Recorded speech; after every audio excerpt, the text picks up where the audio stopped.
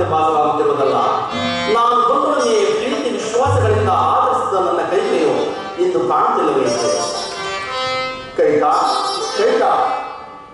ಓಹೋ, ಕೈಕೆಯು ಭೂಶಾಲಿಯಾಗಿರುವುದು, ಆಭರಣಗಳು ಚೆಲ್ಲಾಡಿವೆ, ಮೂಗವು ಮಾಡಿರುವುದು. ಕೈಕ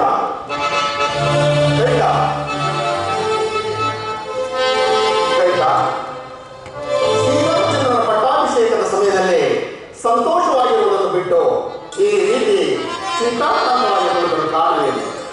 ನನ್ನಿಂದೇನಾದರೂ ಅಪಚಾರವಾಯಿತೆ ಅಥವಾ ನಿನ್ನ ದಾಸಿಯರಿಂದ ಏನಾದರೂ ವ್ಯತ್ಯಾಸವಾಯಿತೆ? ಮಾತನಾಡುತ್ತೇನೆ.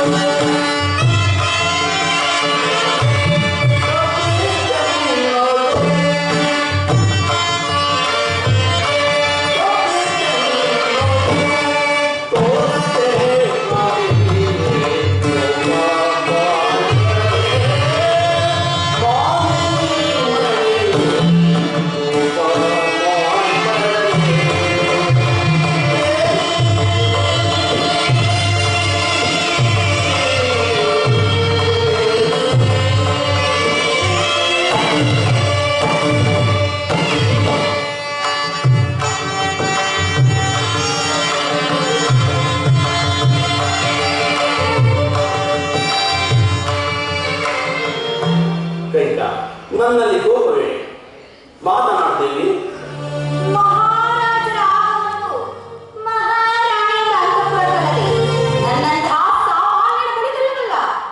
ಕೈಕ, ನಿನ್ನಲ್ಲಿ ಮತ್ತು ನನ್ನ ರಾಮನಲ್ಲವೇ ಅಧಿಕವಾದ ಪ್ರೀತಿ ಇರುವುದು?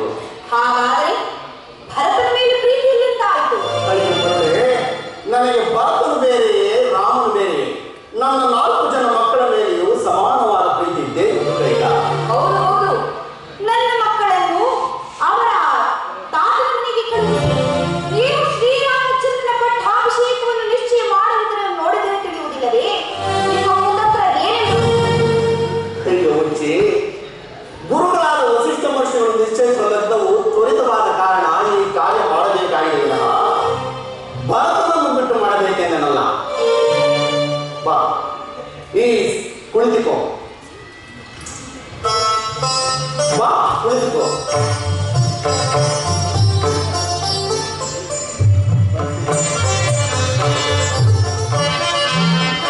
ಈ ಸಂತೋಷ ಸಮಯದಲ್ಲಿ ನಿನಗೆ ಏನು ಬೇಕು ಕೇಳು, ನಾನು ನಡೆಸಿಕೊಡುತ್ತೇನೆ.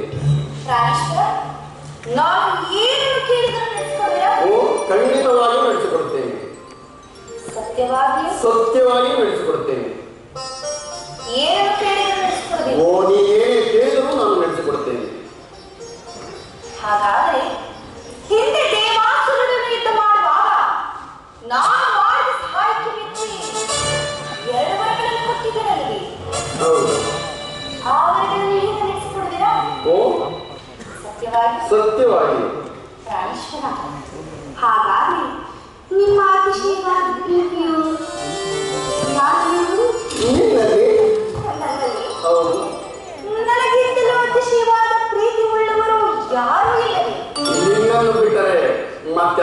ಪ್ರೀತಿ ಇಲ್ಲ ಬಿಡು ಕೈಕ. ಪ್ರಾಣೇಶ್ವರ, ನಿಧಾನವಾಗಿ ಆಲೋಚಿಸಿ ಹೇಳಿ. ನನಗಿಂತಲೂ ಪ್ರೀತಿ ಉಳ್ಳವರು ಯಾರೂ ಇಲ್ಲವೇ? ಇಲ್ಲ, ನಿನ್ನನ್ನು ಹೊರತು ಬೇರೆ ಯಾರ ಮೇಲೂ ಇಲ್ಲ. ನಿಜವಾಗಿ? ನಿಜವಾಗಿ. ಪ್ರಾಣೇಶ್ವರ, ನಿಮ್ಮ ಮಾತಿನಲ್ಲಿ ನನಗೆ ಅವಮಾನ ಉಂಟಾಗುತ್ತಿರುವುದು. ಮೊದಲೇ ವಯಸ್ಸಾಗಿದೆ. ಕ್ಷಣಕಾಲ ಸಮಯವನ್ನು ತೆಗೆದುಕೊಂಡು ನಿಧಾನವಾಗಿ ಯೋಚಿಸಿ ಹೇಳಿ. ನನಗಿಂತಲೂ ಪ್ರೀತಿ ಉಳ್ಳವರು ಯಾರಾದರೂ ಇರಲೇಬೇಕಲ್ಲವೇ? ನನ್ನ ರಾಮನ ಮೇಲೆ ಅಧಿಕವಾದ ಪ್ರೀತಿ ಇರುವುದು. ನೋಡಿರೋ ಈಗಾಗಲೇ ಎರಡೆರಡು ಮಾತುಗಳಾದವು. ನಿಮ್ಮಂತವರನ್ನು ನಂಬುವುದಾದರೂ ಹೇಗೆ?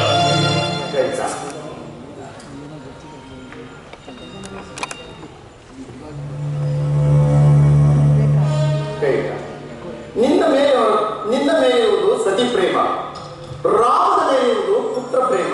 ಇಷ್ಟಕ್ಕೆ ನನ್ನ ಮೇಲೆ ಸಂದೇಹವೇ? ಹಾಗಾದರೆ ಪ್ರಾಣೇಶ್ವರ, ಆ ನಿಮ್ಮ ಪ್ರಿಯಪುತ್ರನಾದ ರಾಮನಾಣಿಯಾಗಿಯೂ ನಾವು ಕೇಳುವ ವರಗಳನ್ನು ನಡೆಸಿಕೊಡುವೆನೆಂದು ವಚನವನ್ನು ಕೊಡಿ. ಆ ನಂತರ ವರಗಳನ್ನು ಕೇಳುತ್ತೇನೆ. ಕೈಕ, ದೀಕ್ಷಾಬದ್ಧನಾಗಿ ಬಿಡುತ್ತಿರುವ ರಾಮನ ಮೇಲೆ ಆಣೆಯು ಬೇಡ. ಈ ಆಸೆ ಏನಿದ್ದರೆ ಹೇಳು, ನಾನು ನಡೆಸಿಕೊಡುತ್ತೇನೆ. ಸಾಧ್ಯವಿಲ್ಲ. ರಾಮನಾಣಿಯನ್ನು ಹೊರತು ನಾನು ವರಗಳನ್ನು ಕೇಳುತ್ತೇನೆ. ಏನು ಎಂದು ನನ್ನ ಮಾತಿನ ವಿರೋಧವನ್ನು ಆಚರಿಸಿದ ನನ್ನ ಕೈಕೆಯು ಇಂದು ಈ ರೀತಿ ಅಟ ಮಾಡುತ್ತಿರುವಲ್ಲ.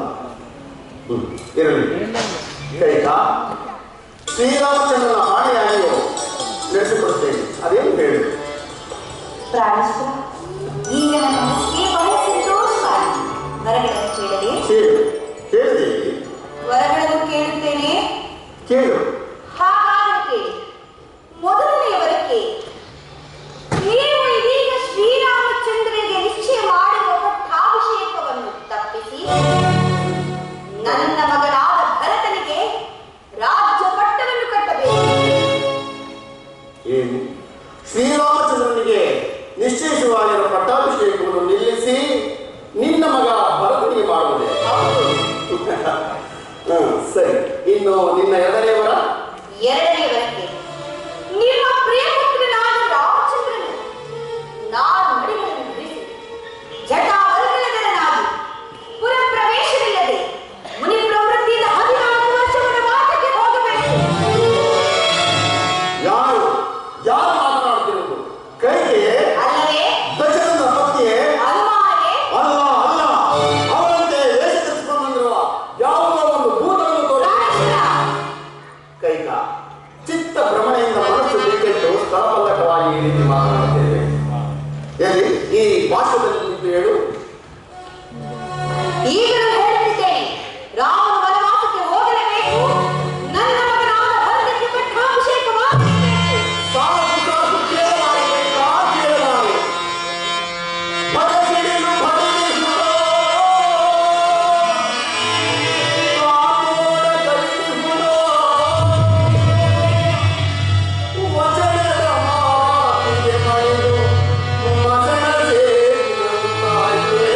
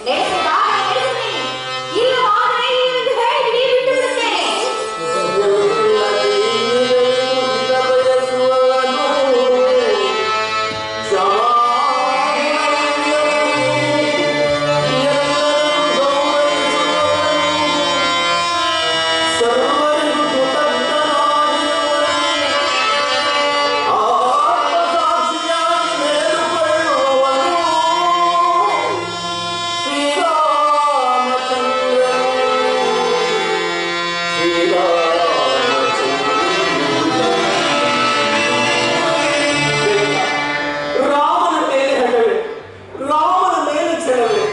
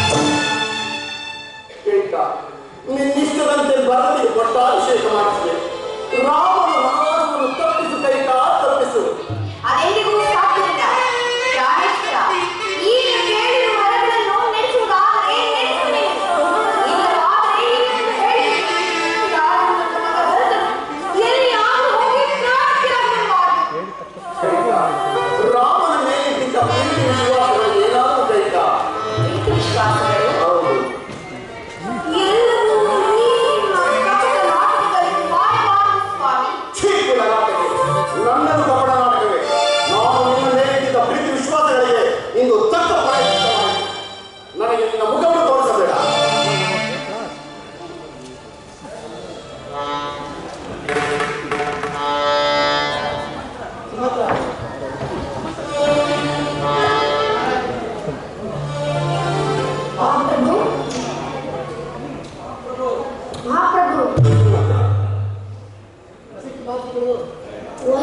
ವಶಿಷ್ಠ ಮಹರ್ಷಿಗಳು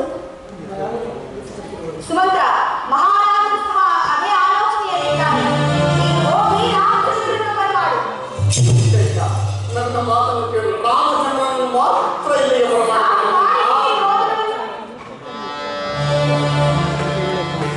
ಈಗಲೂ ಆಡಿದ ಮಾತಿಗೆ ತಪ್ಪಿದೆಂದು ಹೇಳಿಬಿಡಿ, ಬಿಟ್ಟು ಬಿಡುತ್ತೇನೆ.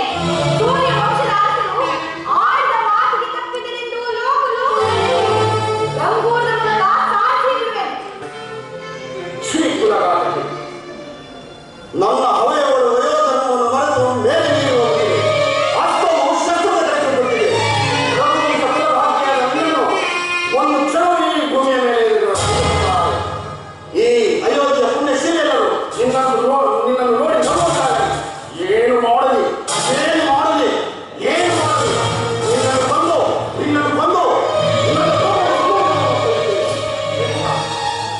ಏನು ಸಮಾಧಾನವಾಗಿದೆ. ಕುಳಿತುಕೊಳ್ಳಲಾಗಿದೆ.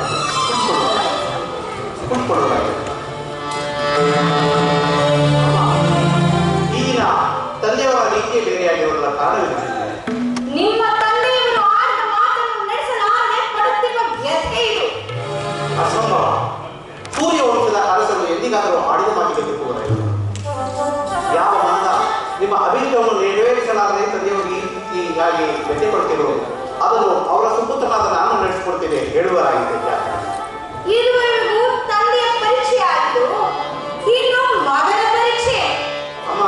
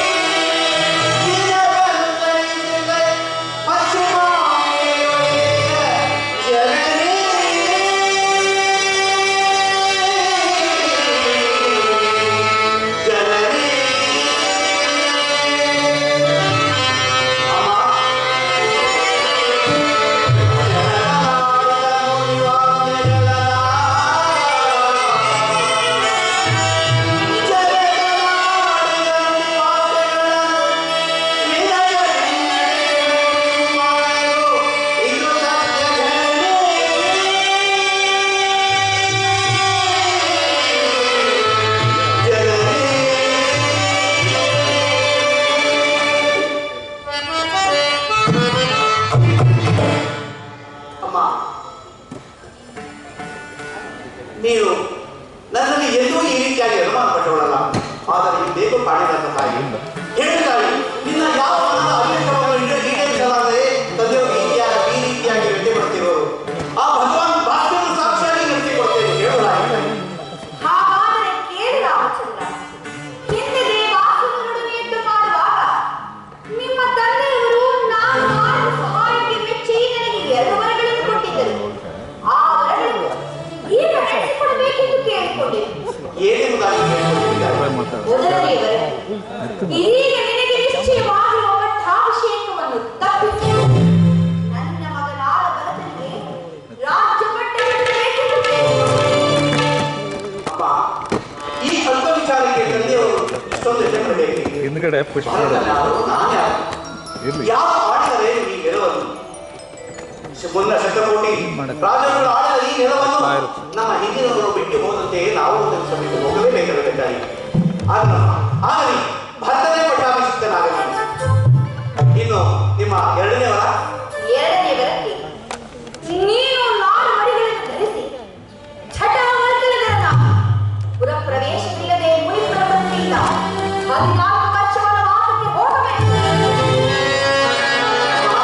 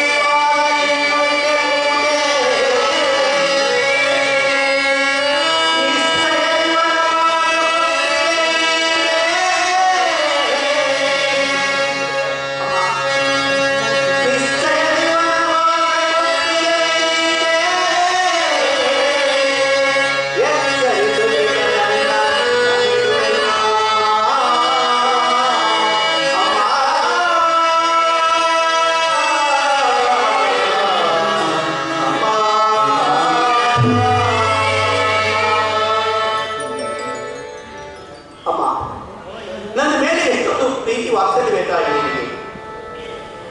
ಅಮ್ಮ, ಈ ಕೋಸಲ ರಾಜ್ಯಭಾಗವನ್ನು ನಾನು ನಿರ್ವಹಿಸುವ ಆಸಕ್ತನೆಂತರೂ ಇದಕ್ಕೆ ಭರತನೇ ತಕ್ಕ ವ್ಯಕ್ತಿ ಎಂದು ತಿಳಿದು ನನಗೆ ಅನೇಕ ಮುನಿ ಜನರ ಸೇವೆಯನ್ನು ಮಾಡುವ ಭಾಗ್ಯವನ್ನೇ ಒದಗಿಸಿಕೊಟ್ಟೆ ತಾಯಿ. ಆಗಲಮ್ಮ, ಆಗಲಿ ಭರತ